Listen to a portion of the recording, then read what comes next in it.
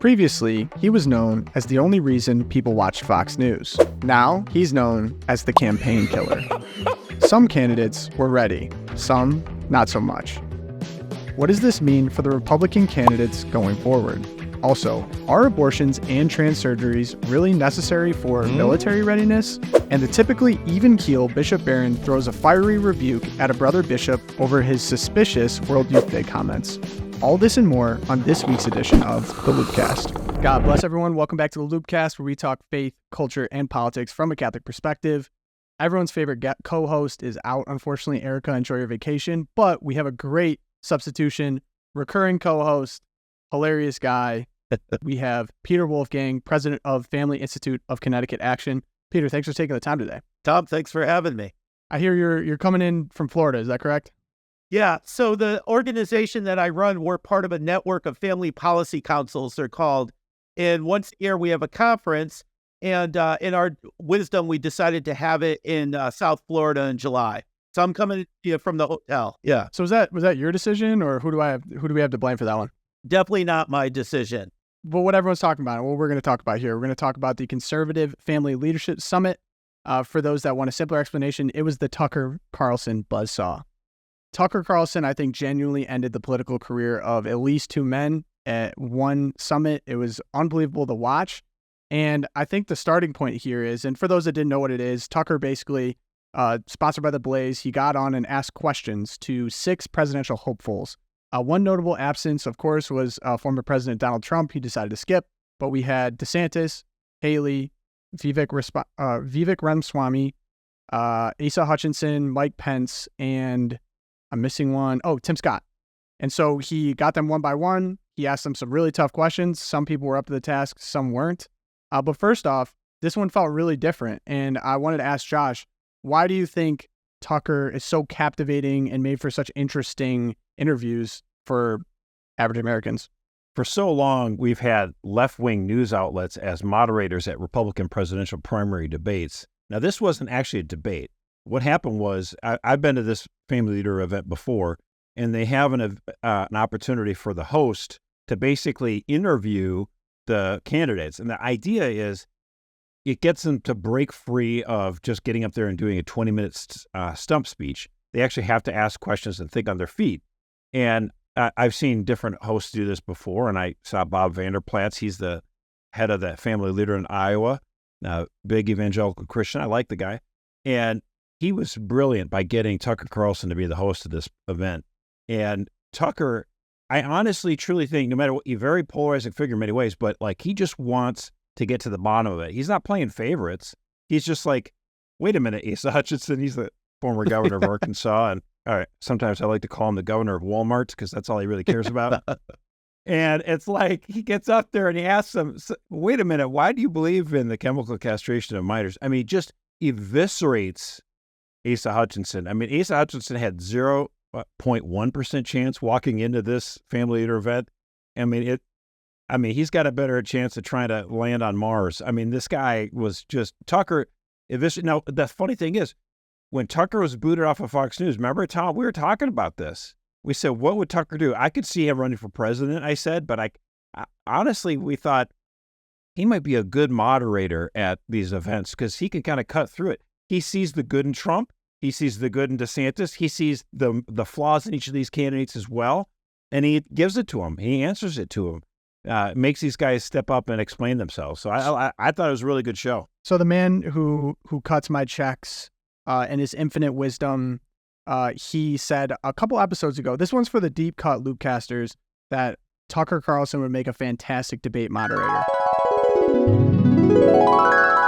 He would actually be great if he ran for president with nothing to lose, and just get out there and pretend like you're a moderator yourself, because the moderators to get for these debates are terrible. So he could just get up there and he could, ask tough questions to DeSantis and ask tough questions to Trump. And then add the other guys that are like sitting at 4%. It's like, why are you even here? I think it'd be entertaining. I think he'd do a great job. I think he'd I'd stay watch focused that debate. on. Yeah, oh, yeah, of course. I mean, I'd watch it anyway, but it'd be much more entertaining. Can he tell the future? I don't know. Another thing he said, though, Tucker Carlson may run for president. So that would make after destroying all the candidates, it would make it very interesting. Peter, were there any other moments at this summit that really stuck out to you? Well, I had a gut reaction, and then I had a more sort of reflective reaction. When I first saw Tucker's interviews, and I think maybe the two famous to come out were his interview with Asa Hutchinson and then his interview with Mike Pence. And I felt like I had kind of a counterintuitive reaction to everyone else in that I felt like, certainly not with Asa Hutchinson, he had it coming with the trans stuff.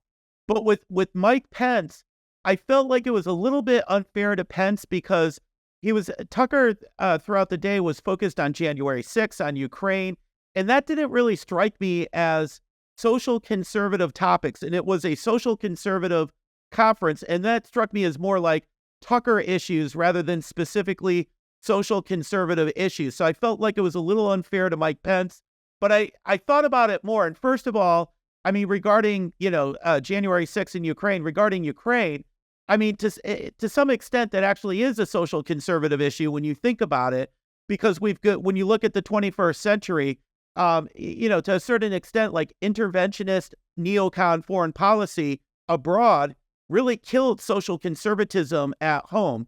In a way, you could almost say that the Iraq War gave us gay marriage. So social conservatives should be concerned about Ukraine and are focused on it to the detriment of things happening here at home. And that was the point of Tucker's question. And then the other thing, as I went back, let me just interrupt you there for a second, Peter, because it reminds me, because like Mike Pence, of course, the person you're talking about, and he totally caved on religious freedom as governor of Indiana, but he never caved on his relentless support for neocon interventionist foreign policies. But continue onward. Oh, I think your point is very well taken. And I think Tucker detected that. And that was what caused me to have kind of like a second wind, a second thought as I was watching Tucker, because then I watched the interviews that came later on where I'm like, why did he give Nikki Haley a harder time? And why did Ron DeSantis do so wonderful? And I went back and watched those interviews with Hutchinson and Pence. And one thing I picked up on is Hutchinson and Pence, they're from an older generation. And they have a way of talking where they kind of talk around the issue. And they're sort of filibustering you, not really answering the question.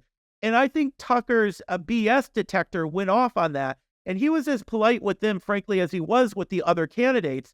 But I think he sensed that they're not really answering the question. And I think this goes to your point, Josh, about what is it that we conservatives see in Tucker, that he has something that the legacy media does not, where he really gets to the heart of the issue. He's talking about things that no one else is. And these, this ruling class that we've had in both parties going back 20 or more years that I think have really let us down, have really led the country astray. Tucker picks up on that, and he can articulate it better than any of us. And he zeroed in on it with those two candidates, that they were part of that class, that attitude. And I don't think, and by the way, I'm a much bigger fan of Ron DeSantis than I am of Nikki Haley, but I think they were speaking more specifically in response to Tucker's questions. And that's why they didn't get quite as big a beating from them that Tucker did. But their beating was kind of self-inflicted. I thought Tucker was very good, treated all the candidates the same. But look, I mean, Mike Pence, and you're absolutely right, he blew that Indiana thing, but with the religious liberty many years ago. But this goes to a point regarding Pence's exchange with Tucker, the part of it that went viral. Mike Pence is a guy that's been in politics for how many decades? How do you answer Tucker when Tucker Carlson puts this question to you saying, gee, you're interested in Ukrainian tanks? Where is the interest in the United States? I don't hear it. All of our cities have gotten worse in recent years. And Mike Pence's first reaction is to say, that's not my concern. Dude, you've been in politics for how long? And I get that if you take the question, I almost feel like Mike Pence had kind of a Pope Francis moment, where if you want to look at the full context, it's not as bad as your first reaction to it, but that was still kind of on you. And with Pope Francis, we can say, well, he's Latin American, it's a different culture, it's a different way of speaking. I don't know what Mike Pence's excuse was, but even if you look at the full context, Mike Pence the benefit of the doubt, I don't know what on earth he was doing by responding to that question by saying, that's not my concern. So he got the beating he deserved, and it was self-inflicted. Mike Pence is a 2005 Republican. I mean, that's just it. He's stuck in 2005. Yeah, and I don't even know if just there's forget like about it. people like extend that to like personal attacks on him. I don't even think necessarily that means he's a bad person or a bad guy. It just is. This is just an indication we're in a new era of communication. We're in a new era of politics. If you can't sit on a podcast and talk for a couple hours about why you believe the things that you believe and how you would enact that into law, then you really shouldn't be running the country, right? Here's the thing. Back in 1996, former Vice President Dan Quayle decided he's going to run for president, and he just completely burnt out right away. I mean, people remembered him as like a gaffe guy. He was put on the ticket for youth or whatever. Couldn't spell potato, although I think that was, by the way, not fair. But then Mike Pence, former vice president, like, oh, he's got a potential. He's going nowhere. It's not just that the hardcore Trumpers hate him over January 6th. That's already starting from a bad spot. But that the fact that he's still stuck in 2005, he hasn't shifted or adapted at all, is to his detriment. In fact, if you look at the latest fundraising reports, the FEC, he is going to struggle. He probably will not get 40,000 donations. Why does that matter? The RNC set up a criteria for how to get into the first presidential debate that's coming up here next month in Milwaukee. You need to get to show that you're a viable national campaign and you're not just like a billionaire running for office. You need to get 40,000 donors from across the country to chip into your campaign and to donate to get on that stage. And Mike Pence is probably not going to get on that stage because there's just not 40,000 people in the country to support a vice president of the United States, a former. It's amazing to me. Now, by the way, did you hear about this, Peter? Like some of the other candidates are trying to get into that debate stage and they're totally doing these crazy gimmicks, right? So like the governor of North Dakota, Doug Bugram, he's giving people $20 gift cards if they donate $1 to his campaign. It's all just a scam to get into the debate stage. And so he's the guy who's like, we shouldn't be talking about abortion and we should try to focus on all not these cultural issues and stuff like that. And like, talk about, again, the North Dakota governor, just like Mike Pence, stuck in 2005. You're totally going to give us at 2005 to 2012. It's a path to defeat. Right. And if I could move the conversation here, because people are going to do fundraising tricks, and it's actually really interesting to look specifically into the numbers for a lot of these candidates, where they're at. Are they burning cash? Do they have the cash? It's a good indication of how their campaign looks going forward. But that being said, somewhat, were there any moments? So we've mentioned people that maybe faltered. So Asa, Pence for sure. Tim Scott kind of gave an awkward performance. He did all right. Okay. But who's resonating right now in terms of the Republican Party after this and going forward? Who do you think has momentum? It's still a two-man race. It started a two-man race. It's going to continue to be a two-man race. I don't foresee it. The only thing, there's all this talk over the last 3-4 months about, it's Trump v. DeSantis, in other words. And all these reports of the last 3 months where DeSantis, DeSantis isn't doing as well and he's got to change things. I think part of that's true. I mean, I think he's got to refocus his energy. I think he felt it was smart just to kind of keep quiet and bide your time during all the DOJ indictment stuff. But I do think he needs to articulate a better vision of what he wants to do as president, not just brag about the good stuff you're doing in Florida. You need to articulate what you're doing and why you would be better at it, because you're not going to, and get a few jabs in there. Like, yeah, because I'm not going to listen to Ivanka all day long and Jared to tell me what to do. I do think the momentum, though, is, has shifted a little bit more towards Trump. And, there's just little data points. Fundraising is not, it doesn't tell me a whole picture. I mean, fundraising tells me that all these other candidates aren't really serious unless they can really bring in a lot of money. But ultimately, when it comes down to Trump v. DeSantis, it's gonna be one of those two guys, and it's gonna be the person who can better articulate what's the future for the Republican Party and what's the future for the country. And I think, I live in Michigan, and all 6 of the Republican congressmen from Michigan endorsed Trump. That's interesting. I mean, in other words, Michigan's an early primary state. I think it's like the 5th state to vote, so it's not insignificant. It's an early state. And I think the fact that those 6 Republican congressmen looked at it and thought, well, if I don't endorse Trump and I endorse someone else, I invite the wrath of like 20% of the base that just loves Trump from here, to the end of time. So it's just safer for me to endorse Trump. And so, but again, that's a kind of a sign of momentum. As the summer's been going on, Trump's been gathering a little bit more steam, and DeSantis, needs to chalk up a couple of victories. And fundraising, I just don't think is going to be this big of a deal. We got to see. I think the next real big data point is going to be that debate in Milwaukee in August. DeSantis has got to come out with guns ablazing. There's a lot of people that said that Vivek Ramaswamy had a good performance, and a lot of people, he's like the TikTok candidate, like on social media, he's getting a lot of numbers. People seem to like his energy, and he thinks about things a little bit differently. Any chance there? Is it still two-man race to you? What do you think, Peter? I think, he's very high energy, but with the obvious exception of Trump himself, President of the United States is not an entry-level position. I don't think the guy, wasn't there something about he actually went many years without even voting, but he wants to be president of the United States? I think he's a very interesting figure. He first came across my radar when he was showing up in the Wall Street Journal attacking woke corporations a few years ago.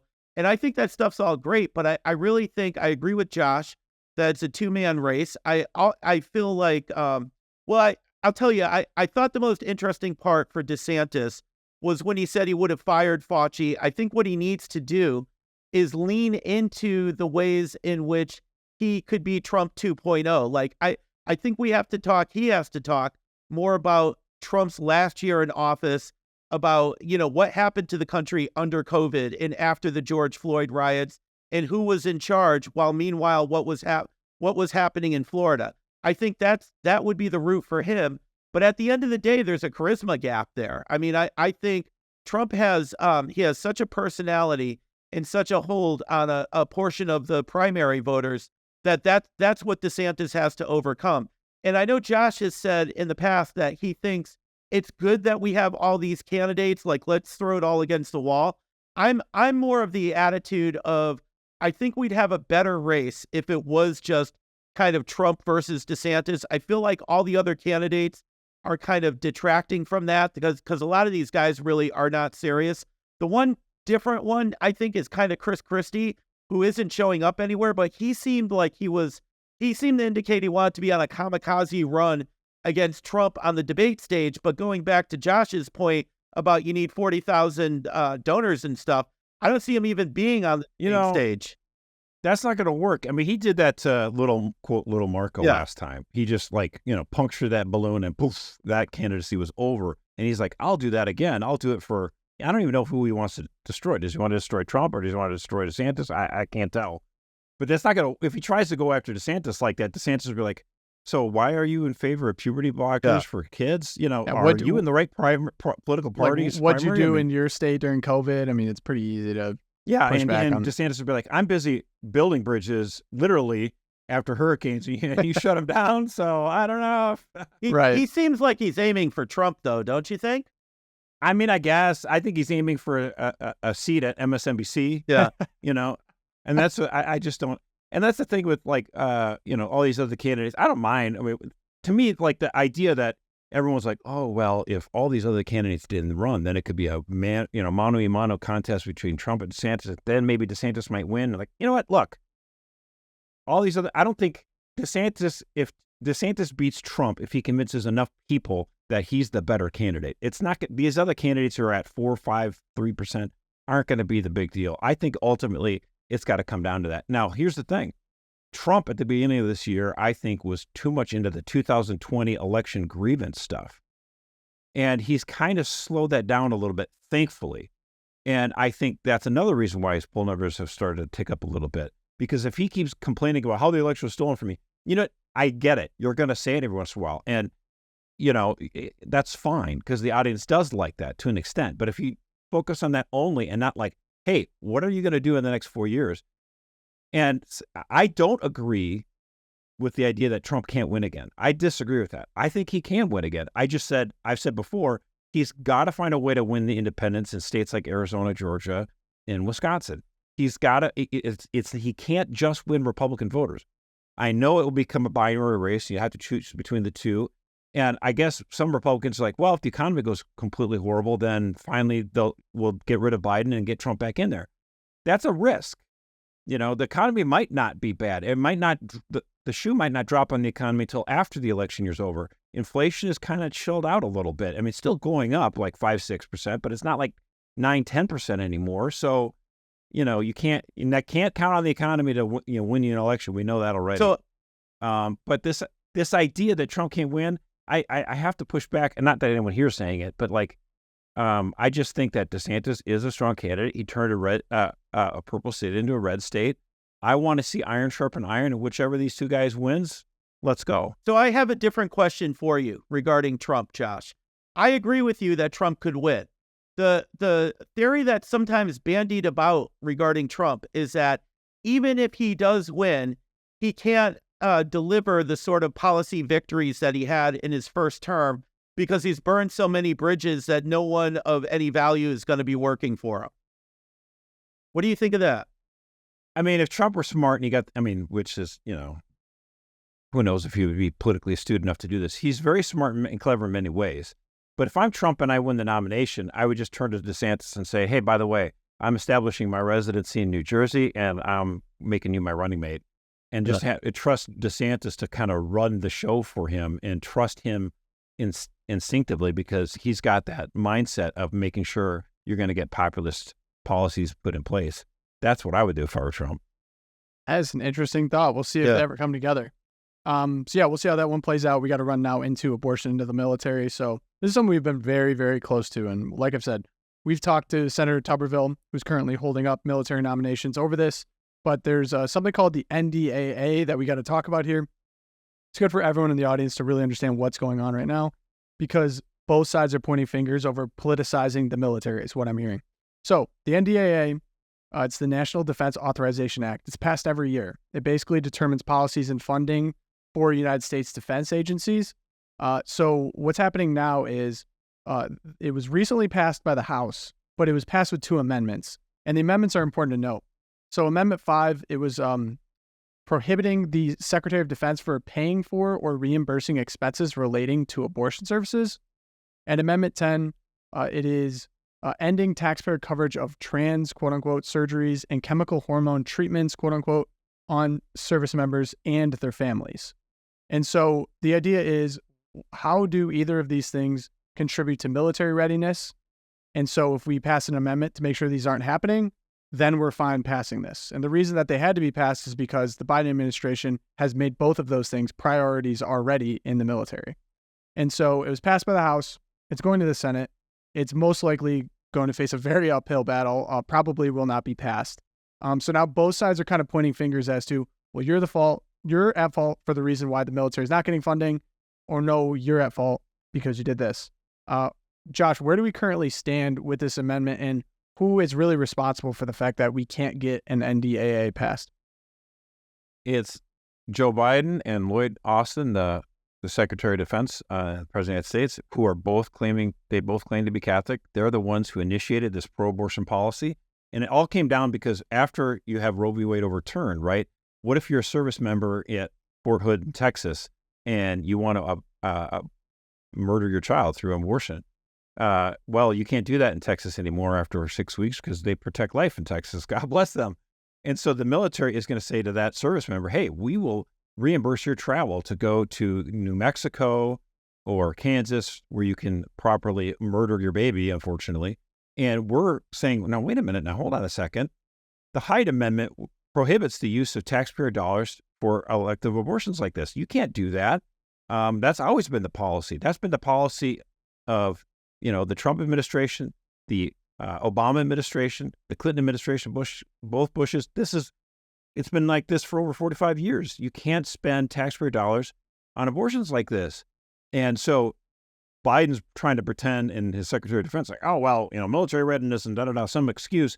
And then they just started paying for this stuff in total violation of federal law.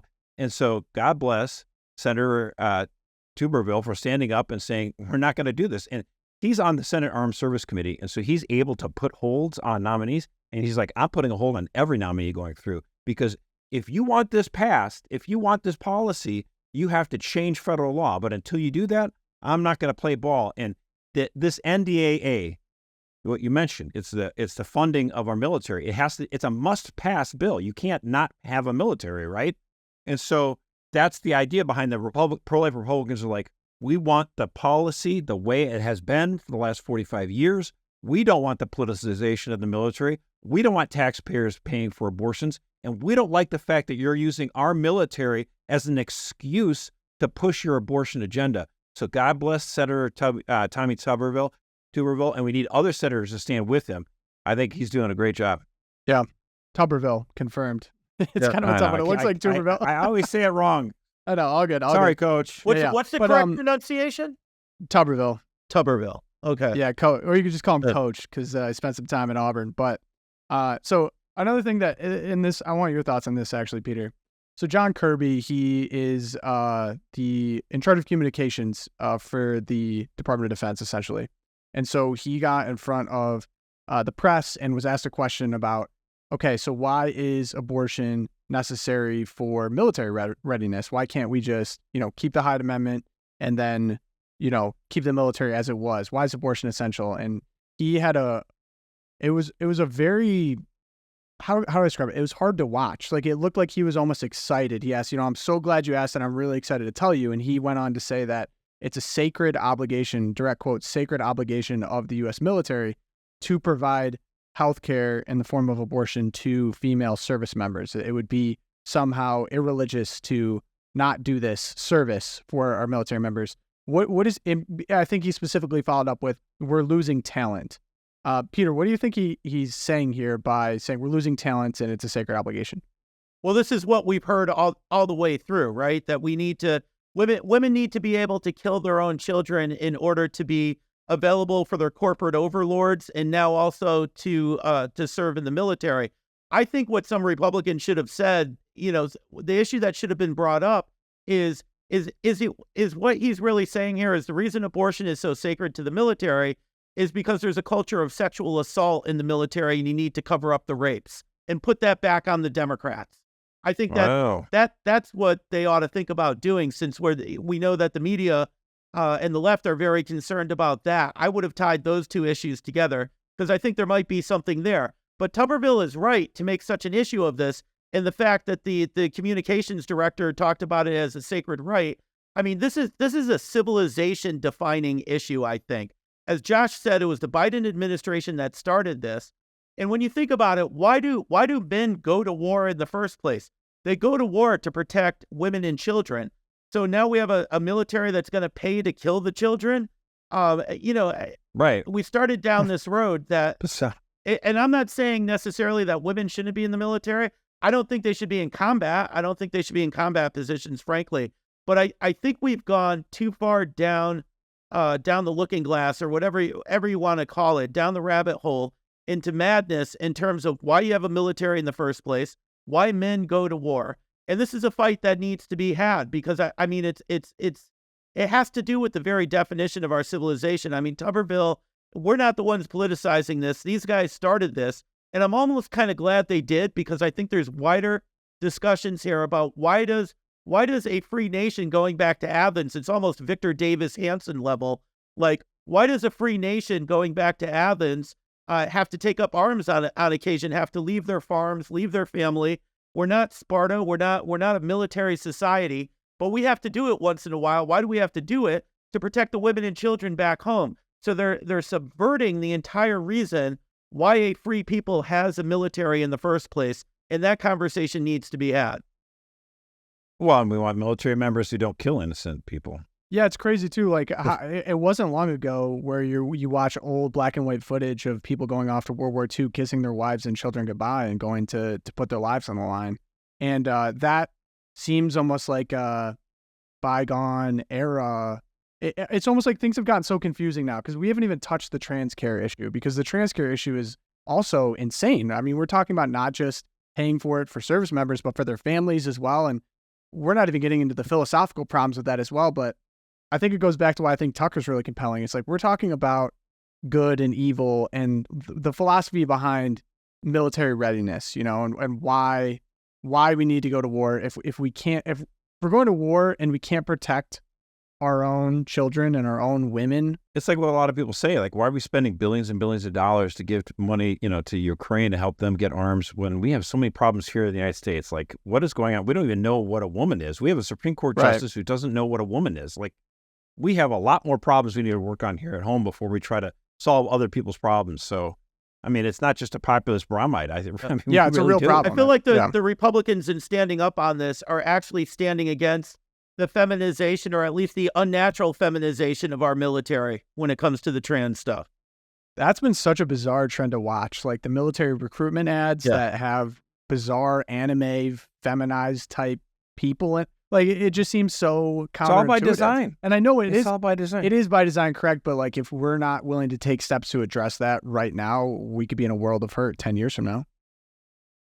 Well, and again, it just gets to one of the biggest problems we have in our society today is that the left wing, the far left wing, is so corrupt and so evil in a way that they just they play Calvin ball. Okay, so Calvin and Hobbes. And Calvin and Hobbes would play, the cartoon characters would play Calvin ball, which is you just start playing and you make rules up as you go along. That's how the Democratic Party has operated for the last 50, 60 years or whatever, with increasing, insanity. And so Joe Biden just says, oh, you overturn Roe v. Wade? Well, we'll just provide abortion for service members. Well, they can fly all around the country and abort their baby. And it's like, well, wait a minute. That's obviously unconstitutional because Hyde Amendment federal law prohibits that. And he just does it by a stroke of a pen. It's like, you keep doing that, and eventually the other side's going to be like, we're sick of asymmetrical warfare. We'll get a president elected, and he'll just say, school choice, coast to coast, every kid. Bye. See you later, teachers' unions. We're not going to put up with this anymore because I'm so sick of well, wait a minute, you can't do that. And they just, they bork through every rule and regulation and custom and law, and they don't care. It's like, what constitution do you have? What governing document do we have? There's no governing document anymore. These people are completely making things up as they go along. And you see this is why you get the rise of stuff like integralism in Catholic academics circles, Patrick Deneen, because people on the other side are like, well, maybe this is what the American regime is. And the whole thing starts to unravel. And I think that's one of the problems with abortion and the LGBT stuff. As bad as it is in itself, it's not just by itself. It actually strikes at the rules that we have as a people, but that have governed us since the nation's founding. Well, I mean, remember Scalia would talk about how abortion was the one constitutional thing that was uber alles. No matter, any constitutional principle that we would have to be subjugated to the abortion regime agenda on demand. So anytime, we can't do that because of the rule of law, or you can't do that because it didn't matter. Like, it would just bulldoze over every other argument. Like, we must have abortion on demand all 9 months. Nothing else matters. Yeah, so we see that play out, but it's a scorched earth policy. And that's the problem. Like, I do think the left has this tyrannical authoritarian streak, which they always blame and project on us, which is lovely. But the problem is, I feel like their hearts are so corrupted that it's like the danger of tyranny is that it actually corrupts not just the people who support it, but even its combatants. Because you're like, man, gosh, these guys are so crazy. We have to do something to stop them. And, you can't just hope, well, we'll just elect all these senators and do all this stuff. You start to get a little bit more thinking outside the box of how are you going to keep this civilization together? Yeah, completely agree. And so we're going to segment now into Church Corner. Specifically, Peter, we kind of saw something you wrote on this, and we're very impressed and want to hear your 2 cents. So to set it up here, these were comments made by Bishop Americo Aguiar. It actually was a Twilight Zone from last week's episode. For the real listeners, you guys know. So now he is the auxiliary bishop of Lisbon, Portugal, and that is where the upcoming World Youth Day is. He made some, and he's going to be a new cardinal. Yep. Yay! Yep. For those who listened to the last episode, you know that as well. Josh is a little frustrated with that. Still mad. So essentially, he made some comments about how the intention of World Youth Day is not to convert anyone to Christ. That's the quickest summary. That's a direct quote of his comments. And so Bishop Barron actually wrote an article, and it made a lot of headlines. That Bishop Barron wrote a response article to it, basically saying, I'm going to speak at it. I can tell you my only intention is to convert souls to Christ. It was a really stunning rebuke of another brother bishop. And Peter, you had some good insight on this, and I'd like you to share. Why was it so significant that Bishop Barron himself wrote this kind of rebuke? Bishop Barron never does this. I wrote about this on my Facebook, and some people responded, well, no, sometimes Bishop Barron goes back at the National Catholic Reporter or the Catholic Left or what have you. Bishop Barron never goes back at his brother bishops in such a direct and public manner as he did at this Word on Fire article. He went right back at the auxiliary bishop in Portugal, who will soon be a cardinal, and really ripped his logic and really said, John Paul II would be turning over in his grave, or I think his exact language was, he would give you a look that would stop a train. That's how Bishop Barron would have described John Paul II's, what his reaction would have been to the idea that, as the Bishop of Portugal was saying, of Lisbon, that the idea of World Youth Day is not to convert people to Christ or the Catholic Church, that we're all just going to celebrate our differences. And I think it's significant that it was Bishop Barron that responded to this for a couple of reasons, Tom. Number one, there's a handful of bishops that you kind of expect it from. Like if it's Joseph Strickland in Tyler, Texas, if it's Archbishop Vigano in hiding, if it's the Cardinal Burke in retirement, or the bishop in Kazakhstan, Schneider, is it? I mean, it's kind of like, okay, yeah, no, we expect that. Those are the guys that normally push back against Team Francis. But Bishop Barron is about as level-headed a bishop as it gets. He represents the vital center of Catholicism in the United States. He has critics to both his left and his right, and he has those critics in part because he's so good at what he does, because he gets out there. And I don't know any other bishop who mixes it up with the wider culture the way Bishop Barron does. I don't know any other bishop in the United States, frankly, with the intellectual wherewithal who could do it, who could get invited to give a talk inside the headquarters of Google, inside the headquarters of Facebook. Now, personally, being kind of on the Catholic right myself, I don't always agree with the way Bishop Barron does it. But even in my disagreements, I have to recognize them for the very small quibbles that they are. They're actually the byproduct of the fact that this is a guy who's doing what a bishop should be doing. This is an apostle who gets out there, and he's very careful about it. He's very level-headed. He's very nuanced. He's very intellectual. So to have a man of Bishop Barron's stature write that article he did, he went right back at the guy, at his brother bishop, and the last line was something like, and by the way, I'm going to be giving, it was like a line directly back at his brother Bishop Aguilar. He's like, by the way, Bishop Aguilar, I'm going to be giving 5 talks at World Youth Day, and every one of them is going to be about evangelization. So there. He didn't say so there. Drops the hammer. Yeah. And I think it's really, I have to wonder, when you look at the wider picture of what's happening in the church right now, and the three of us are lay people on a podcast, we can shoot our mouths off all we want. It's a little different when it's the bishops, and it's even more different, I would argue, when it's Bishop Barron. And when you have these synods coming up about the synod on finality or whatever it is, when you have, frankly, at some point there has to be, we don't know when, but at some point there will be another papal conclave, right? Cardinal George Pell died late last year, and it turned out he was the author behind this memo that did not have a name on it, that was circulating among the cardinals about Pope Francis. And in Cardinal Pell's words, again, if I say it, who cares? Who am I?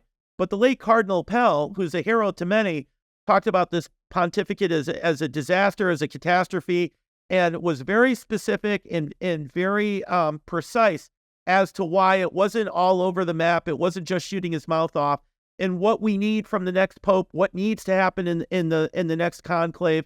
And of course, Bishop Barron he's not a cardinal, he won't be voting.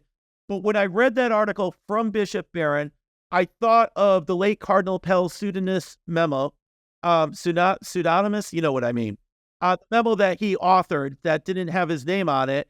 And I think of these synods coming up, and my sense is that the vital center of the episcopate is starting to it's starting to throw its weight around, starting to make its presence known among the bishops, and that's where this really needs to happen. All the strangeness, all the oddities of the last 10 years or so, at the end of the day, it's really the bishops that have to address this. And my sense from Bishop Barron's article is it was almost kind of a shot across the bow, and maybe something's about to happen, something good.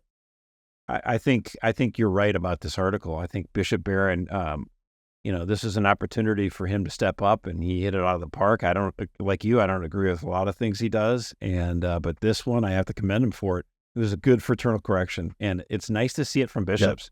Nice to see bishops say, "Wait a minute, now what is it that we do here? We got to focus on what our mission is." So, yeah, I do love seeing that. It's a good.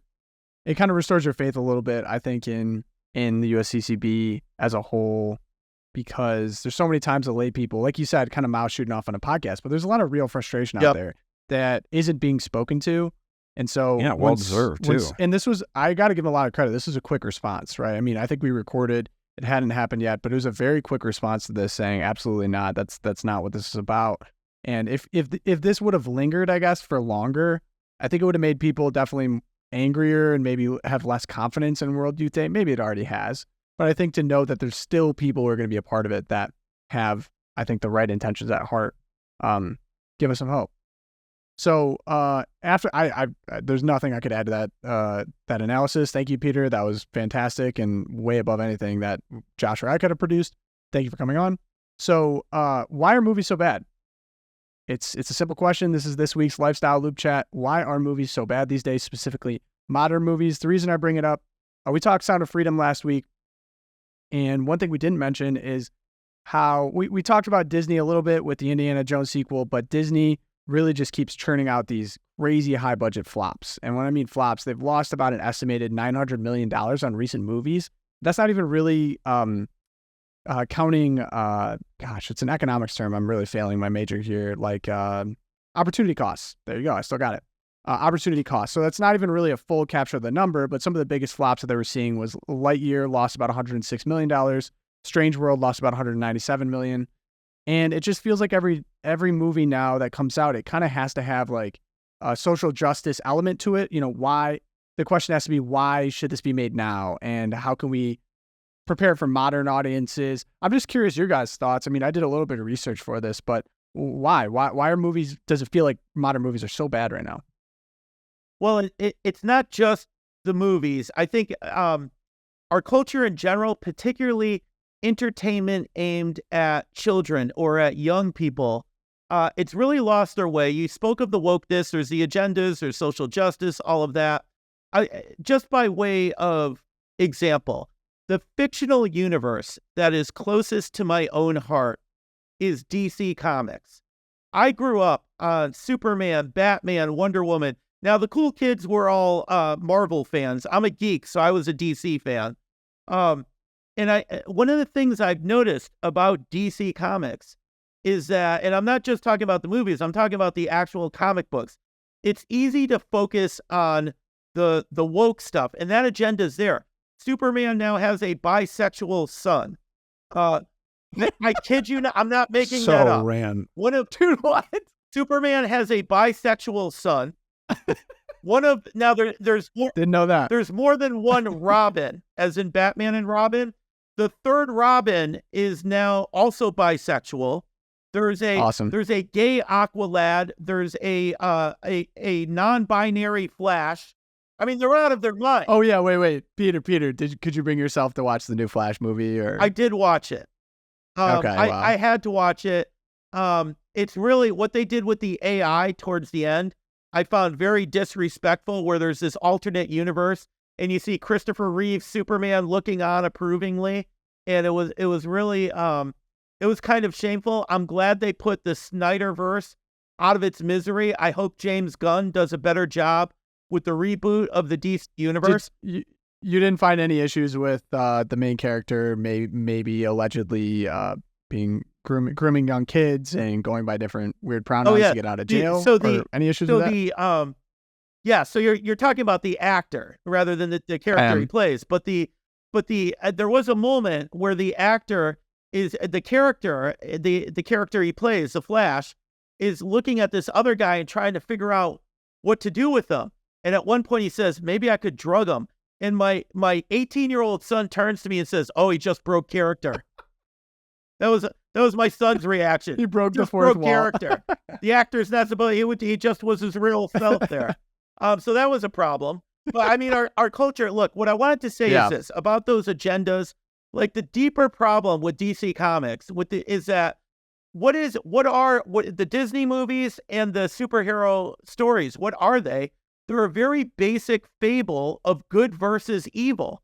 And in order to write those stories, you need to believe in good versus evil. You need to believe in moral truth. You need to believe in objective reality. And unfortunately, we have a culture now that's producing creators and writers that don't believe in these things. And so these other things, they believe in relativism. Yeah. Right. So that the Superman having a bisexual son and all that, these things are actually the symptoms of a deeper problem, which is that, we become completely unmoored from our moral foundations, from any sense of an objective reality. And that's why DC Comics, and by extension, I'd say Disney movies, are so bad. Well, Yeah.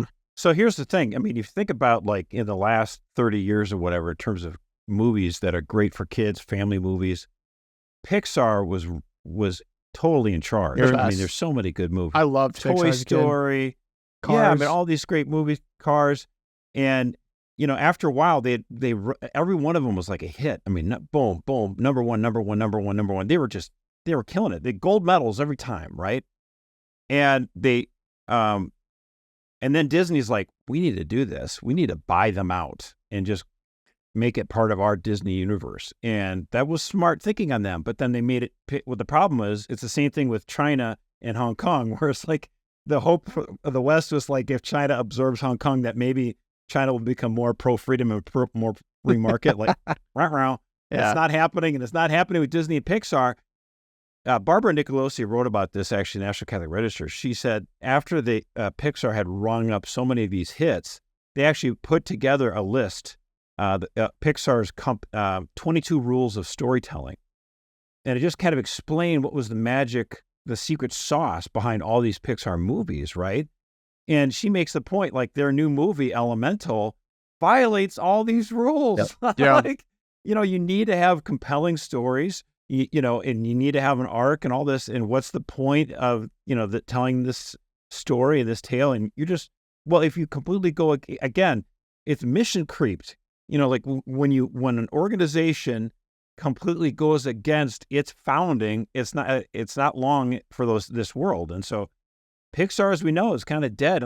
It's the same thing at Disney. Like they're drifting away from that initial spark, that Walt Disney had for telling stories and captivating audiences and giving someone something to dream about and imagine. And now it's just, we need to make sure we do a checklist story where we have, every single, minority or whatever. It's like, what? I mean, I don't have a problem with, a Hispanic or a Black Disney princess. Of course, the thing against group, that's a great thing. Like, tell more stories. But let it still be about the human heart, and let it be about a tale of good and evil. Well, like we all deserve to have these kind of stories. Comment on this Hispanic Disney princess. Okay, so the Brothers Grimm, the book, the story was written because it was described in the book she had porcelain skin. It was written about a German princess, and so I just think that's kind of like, it's lazy to try to take a classic story that people know and then, all right, we're going to reinvent it for new modern audiences, so we're just going to take someone of a different race, and none of the dwarves can be funny. They all have to be really smart, because if you make dwarves funny, then that would reflect badly on this community, the small people community or whatever. So like, just create a new story, right? Well, why do you have to go That's take what that? I would say, create a new story. Yeah, like right. It's not There's that it's nothing wrong with it. offensive per se, but I'm just like, it's just so lazy. Like, why would you not just create a new story, something that resonates? And you made a lot of interesting The point points is, there. why don't they deserve a new story? They do, right? And then that maybe gets a little bit That's more my into point. Like, why do they always have to take the other stories? It's not, oh, you're offended because you're a white guy. I don't really care. What do I care? But I think that probably gets more into the business. Not losing any sleep here. There's a business element to all of this in terms of like streaming platforms and how you need to give people a reason to take a risk on you now. It's not like there was more opportunities to make original content previously, but I'm not even here to get into all that. I think to Peter's point and to what you were saying, movies, I think the recent financial disasters are kind of reflecting this. Movies need to relate and connect to truth and reality and beauty. And they're so obviously not doing that right now, but they're being kind of like spiffed up and glossed up to look like this should be truth or reality. and it's still not truth and reality. So it's not performing. And it makes me think back to, I read a book actually on the founder of Pixar. Really interesting story. If you want to go, I think it was in the 70s. He was kind of on the cutting edge of computer animation. And to think about the movie Up, if you guys have seen Up, the first minute of Up, if that doesn't make you cry, I don't know what you got going on in your life. That's I mean, awesome. it is like the most beautiful. It's the, I don't even know how to describe. You just have to go watch. If you haven't seen it, just go YouTube, first minute of Up. It'll bring you to tears. But the reason that resonates with people is because that is what everyone I think would hope that their marriage and life would look like, what a life well lived looks like. And so now instantly you connect with the main character of, he's relatable. And it just feels like there's, ironically, I think an attempt he's not just a grumpy old dude. Right. Like, he's got a backstory, and you understand his heart and you where understand he's relatable. And I think there's a few things that are happening in modern movies. One, there's kind of this trope of the empowered female character. To speak to some nerds here, this is for like the Star Wars people. What a lot of people critique the new Star Wars trilogy of failing in is that Rey is kind of like a white female Jesus, and that she has no apparent flaws. She's just as strong as everyone around her, even though she's a woman. There's no real like learning arc. The empowered female character's arc is always, I break free from the limitations that I set on myself or that society sets on me. It's never like a real, like that's not a real limitation. There's no real grappling, right, with your challenges, right? Correct, right. And they can't have flaws. It's the same thing that happened in Mulan. Like the original Mulan, she was, by the way, I always weaker. love those. So hold on, when they have that in the movies, right, where this female lead, she's got to overcome all these challenges that are imposed on her. You ever notice that they're all, it just so happens that these women are all, I don't know, remarkably gorgeous. Right. It's not like they just have a plain Jane dude, like a girl that's just like, oh, boy, good for her. I mean, like, right, but interesting, Daisy Ridley or whatever. I mean, interesting observation about that. Poor and girl. This is something that they've done to men, specifically male characters. They have made female characters, the empowered female character, much less like actual women. So they're typically not nurturing. They're not emotional. They don't have any tendencies that actual women in your life have, because that's the nature of a woman. They end up being kind of like off-putting, arrogant, always self-assured, like never have confidence breaks, because you can't make that critique on women now, because that would be considered against the feminist movement or against something that's empowering. However, if you look at men are irrational, dumb, lazy. Like if you look at the ideals of men back in movies in the like 60s, 70s, 80s, like they were kind of like strong. They were a little bit decisive, brave, wise. And if you look at men in movies now, typically there has to be the anti-hero of a man who's none of those things, but the way that they're acting, it's justified through the storytelling. So I think the biggest critique for me is they're not connecting with reality. And I think my argument for objective truth is kind of in why movies have done so bad, is they don't connect with objective reality, and therefore people can't connect to them. So we now move into the Twilight Zone. So I'm up first. So former President Barack Obama, some could say he's still the president, but I'm not here to have that debate. I'm here to talk about why he is celebrating Banned Books Week. So this feels like a tale. This old trope. Tale as old as time. The left continues to talk about how bad banning books are and how it's bad for democracy. I have a quote from it. Because the ability to learn about each other and engage with different ideas doesn't just open minds and broaden our perspectives, it brings communities together and strengthens our democracy. Democracy always gets brought up. This is somewhat of actual direct critique on one of our initiatives here called Hide the Pride. The reason being is none of these people, specifically Barack Obama here, or news outlets, specifically left-leaning, will ever post or print what the actual books that we have issues with are. Two of the examples are a book called Lawn Boy and This Book is Gay. They contain graphic child pornography, and one of the books actually encourages kids and teaches kids how to use the internet to find sexual partners. Now, no one ever shows the books that we have issues with, and maybe acknowledges that some of these books maybe don't have any place in anywhere near a child or a public forum where people can find them. It's always just used as kind of a hammer issue to attack people that they dislike, right? Because it's just not a good faith engagement with the issue. And so Barack Obama, to his credit, is super slick. He always has been. The way that he wrote about it, of course, was probably looked over by a few PR people, and it sounded great. It sounded very altruistic. He just wants kids to read. But just continuing to not engage with the substantive issues that we have with what the heck is in our library right now. And a lot of it is porn. Speaking of libraries, maybe somebody should go to Chicago and read the genderqueer book right outside the Barack Obama Presidential Library and say, hey, let's get the TV cameras. He thinks this book shouldn't be, every kid at every public library should get it, and just start reading aloud and show pictures to the TV cameras. And Peter, I'll get you a flight if you want to do it. No, TV cameras they can't put it on TV because it's I'll probably get pornographic. arrested, It's right? obscene. I think you're defending. Yeah. Such a bizarre thing that this is kind of Twilight Zone. The lines have been drawn now for so long. It feels like we've done the initiative for 2 years, and this is still. But here's the thing, though. Like, conservatives 10 years ago would have been too afraid to push back at this because they're like, well, if we attack them in these horrible books that they get in the libraries, then they'll call us book banners and they'll say we're Nazis and all that kind of stuff. It's like, wait a minute.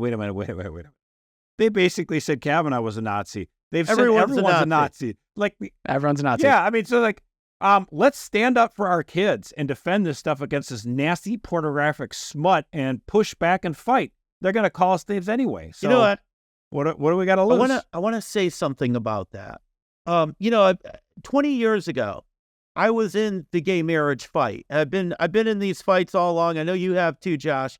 And it's striking to me that 20 years ago, you didn't. Of course, we won all those ballots. All the referenda on the state level. Right. But at the same time, I must say, there really wasn't a grassroots uprising against gay marriage the way there seems to be bubbling up against the trans stuff. And I think there's a couple of reasons for that. One is 20 years ago, people stumbled over answering the question, well, how does this affect you personally? And of course, there actually were answers to that, but they didn't really connect as much as they should have. No one has trouble answering the question today, how does the trans stuff affect you personally? Because it's everywhere. It's in the schools. Let me tell you what they're doing to my children without my permission or knowledge. Let me tell you what's in the library. But there's another thing, and I think you hit on it when you said 10 years ago, conservatives wouldn't fight this, but now they do. Today, what's the difference between 20 years ago and today? Well, we've got CatholicVote. We've got the Daily Wire. We've got libs of TikTok. What did we have for conservative media 20 years ago? We had the Fox News Channel and National Review, and they were kind of on the other side. What we have now is we have, frankly, CatholicVote's role in leading the fight against the Sisters of Perpetual Indulgence at the LA Dodgers. Right. Everything Daily Wire has done, all the Matt Walsh stuff with What is a Woman. I mean, what passed for conservative outlets, conservative media 20 years ago, they really didn't have the backbone to do this stuff. It's you guys in similar outfits, things like libs of TikTok and Daily Wire. Like people were hungry for this. They were looking for leadership, and now they have it. Well, I think National Review is trying to play the 2005 Mike Pence kind of Republican Party. That's what they want. Now, the difference, though, I agree. You hit on it. There's an article written in The Spectator by Glenn Greenwald. He is left wing. He's married to a man, but he's not as crazy as so many on the left are. He's classically liberal, is how I'd probably describe him. I guess so. I mean, he's no social conservative. No. Obviously, he's an anti-woke liberal. Man. That's what I call him. Right. Yeah. That's about it. And he said what destroyed the culture war consensus was their cynical and self-interested decision. He's talking about LGBT activists. Their self-interested decision to transform the LGBT cause into one that no longer focused on the autonomy of adult Americans to live freely, which most people support, but instead to demand the right to influence and indoctrinate other people's children. And that's the ballgame right there. Most Americans, my age, Generation X was the decisive generation that said yes to gay marriage. My generation was like, whatever, who cares? Let them do whatever they want to do. But my same generation was like, wait a minute, you want to shove these books on my kids? You want that man dressing up as a woman twerking in front of my kids? Heck no. And they didn't even say it like that. And so that's what's changed the ball game on this and had transformed public opinion on this pretty quickly. And then the trans movement as a layer on top of that, trying to deny that there's male and female, which everyone's like, well, wait a minute now. Every time I take a shower, I know there's a difference between male and female. And the fact is, we're getting pushback finally on this stuff. And even Generation Z, I saw polling numbers that Generation Zs are starting to come around, and now a majority of them believe they're actually just two sexes. Like, we're getting somewhere, climbing out of this abyss, out of the cave. So, I think the kids call it Gen Z. Just a heads up for those of us in here. I appreciate the respect. Okay, Zoomer. All right, Mercer, your Twilight Zone. What you got? Well, nothing too crazy. I mean, it's just we saw in the month of June, Rainbow Skittles month, where we had so many government buildings of our own, right? Like even the Vatican embassy, U.S. embassy in the Vatican, putting up the rainbow flag. It's the flag of our current empire. And but here's the Twilight Zone, which is actually kind of normal, if you really think about it. 2 city officials in Hamtramck, Michigan, were fired because they put up an LGBT pride flag. How about that? Like, well, that is Twilight. Like you never get rid of government officials ever, and they got rid of them. Why? Because they put up a pride flag. Because the city council in Hamtramck, which for people who might know this is a little city just outside of Detroit, used to be like 140% Polish, right? Mm-hmm. And Pope John Paul II visited this city in 1987. Sweet pierogies. Now the city council is 100% Muslim. Oh, and they were not. They passed a resolution the other month. They're like, no more of this political flags. The only flags that are appropriate, the U.S. flag, the Michigan flag, and if you do like a MIA, missing in action, POW kind of flag, but pretty much that's it. No political flags, no nothing. And these 2 employees violated that, and they were shown the door. So that's Twilight Zone, just because it's, to be clear, kind of for violating the law. For violating the law. Which is that the Twilight Zone element of this is that for violating the law, someone actually was held accountable for doing so instead of promoted. And they were government employees, and they were let go. Yeah, right. How does that happen? It's amazing. That is Twilight Zone. Peter, what are you cooking? So I know that it's like shooting ducks in a barrel during Twilight Zone to reach for something from Libs of TikTok. But it's been a slow week, so I've got a Libs of TikTok thing. And what... We'll allow it. There's a guy that Libs of TikTok shared his TikTok video. A guy who says he wants to become a woman. He wants to become a trans woman so that he can be the first trans woman to have an abortion. He wants to become the other sex specifically for that purpose. And you think, in that world, like, could things get any more demonic, any weirder? But this guy wants to become the other sex specifically so that he can take a life. So Peter, if I could ask you a question then, because I thought people said that abortion was supposed to be safe, legal, and rare at one point. Is that still the status quo? Or is it I transitioned to kills? Okay, sorry. I just want to make that clear. I'll tell you another Twilight Zone, and this is a Twilight Zone for old guys, is that we all look back on Bill Clinton as a moderate on abortion. Because if you lived through the 90s, I mean, he was vetoing bans on partial birth abortions. He was the most radical pro-abortion president we ever had at the time. And now we look back at him as a moderate because of that phrase, safe, legal, and rare, which they got rid of. Yeah, you won't find safe, legal, and rare on TikTok, man. TikTok is the wild west. You get stuff like that. But I mean, the point is though, like, what you're right though, like why would you aspire to commit an abortion? But this person, everyone wants to be the first, right? It's so demonic. It's like I this man's thinking, I want to become a woman so that I may be the first man to become a woman to what? Have a baby? No, to kill one. Like, you're right. It's Twilight Zone. It only makes sense if you understand, as Peter Kraft said, that abortion is the sacrament of the sexual revolution. That abortion is the Antichrist, demonic parody of the Eucharist. That it uses the same holy words, "This is my body," with the blasphemous opposite meaning. I thought Peter Kraft absolutely nailed it. I'll tell on you that. too, Josh. You speak of 2005 Republicans. One of the striking things, like you said, this guy, it's not safe, legal, and rare. It's shout your abortion, switch genders so that you can shout your abortion.